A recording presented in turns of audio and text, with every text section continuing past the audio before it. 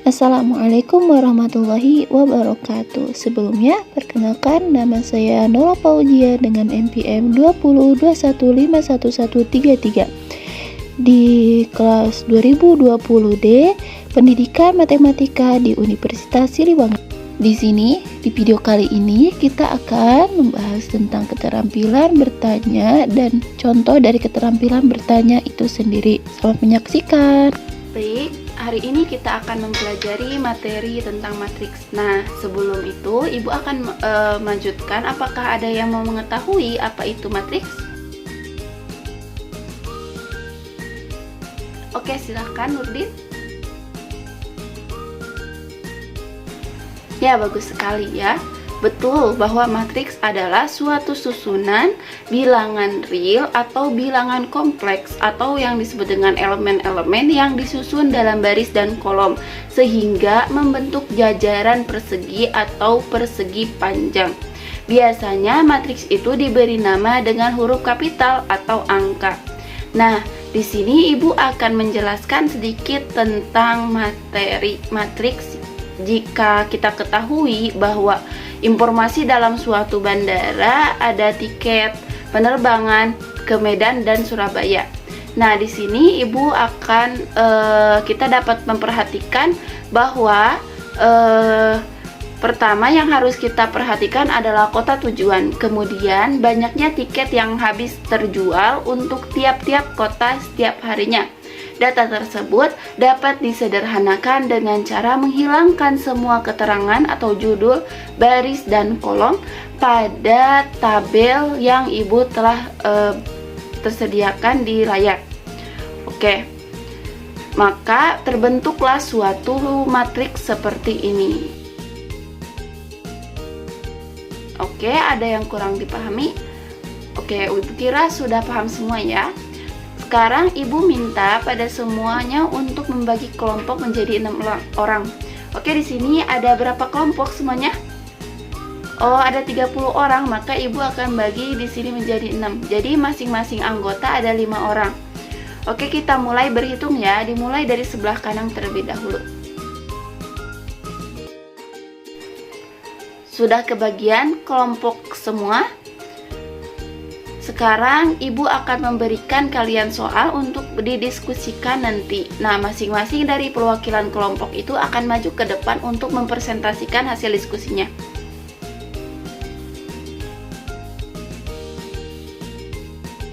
Oke, di sini kita bisa perhatikan untuk soal yang pertama, yaitu Ibu memberikan kepada kelompok 1 ya. Yaitu soal yang pertama itu tentang suatu matriks atau bentuk bagaimana sih cara kita untuk mengetahui atau memberikan suatu bentuk matriks itu tersendiri. Nah, untuk soalnya di sini, masihkah kamu ingat posisi duduk sewaktu kalian mengikuti ujian nasional? Ya, pasti pas ketika kita SMP itu pasti kita pernah mengetahui bagaimana ujian nasional itu. Nah, maksimal siswa dalam satu ruangan ujiannya itu hanya 20 peserta. Biasanya disusun dalam 5 baris dan 4 kolom. Seperti yang disajikan pada layar yang Ibu berikan. Nah, untuk memudahkan pengaturannya, di sini sekolah itu menempatkan siswa dalam ruang dari gambar yang di layar yang di layar monitor ya. Nah, pelaksanaan ujian nasional. Jadi peserta ujian itu dalam suatu ruangan, pihak ujiannya itu dengan pola nomor ujian melalui nomor induk siswa. Jadi posisi tempat duduk atau kursi-kursi yang adanya yang diduduki oleh siswa itu disesuaikan dengan NIS atau nomor ujian peserta. Misalkan di sini ada nomor ujian peserta di ruangan A adalah nih siswa yang 11, kemudian nih siswa yang 12, kemudian nih siswa 13, nih siswa 14, nih siswa sampai ke 21, 22, 23 dan seterusnya. Kemudian di sini kita ketahui bahwa tempat duduk siswanya itu berdasarkan NIS.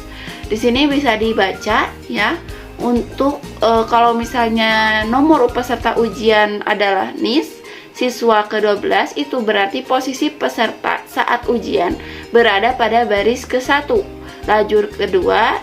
Dan jika nomor ujian peserta adalah NIS siswa yang ke-34, artinya posisinya itu saat posisi siswa tersebut saat ujian itu berada pada baris ketiga dan kolom keempat. Demikian pula jika nomor peserta ujiannya itu atau NIS siswa yang ke-51, artinya posisi siswanya itu pada saat ujian itu berada pada baris ke-5 kolom ke-1. Nah, tentunya untuk setiap peserta ujian yang memiliki nomor ujian NIS siswa ke-11 dan NIS siswa yang ke-12, maka NIS siswa yang ke-13, kemudian yang ke-14, NIS siswa yang ke-21 dan seterusnya, itu dengan mudahnya memahami posisi mereka dalam ruangan ujian tersebut.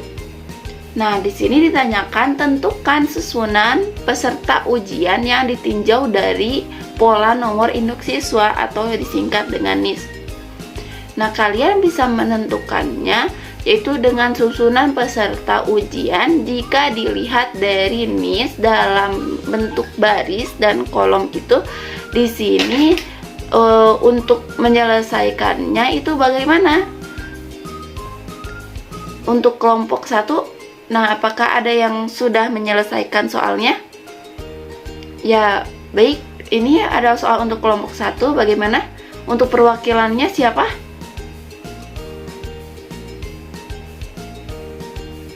Oke, yang berani maju ke depan atau untuk mempresentasikan hasil dari diskusinya yaitu Bimo. Oke, silahkan kepada Bimo, apakah sudah menyelesaikan soalnya? Oh baik, kalau misalnya sudah, silakan bisa langsung saja mempresentasikan ke depannya. Dan untuk teman-teman yang lain, mohon perhatikan Bimo yang akan mempresentasikan hasil dari diskusi kelompoknya.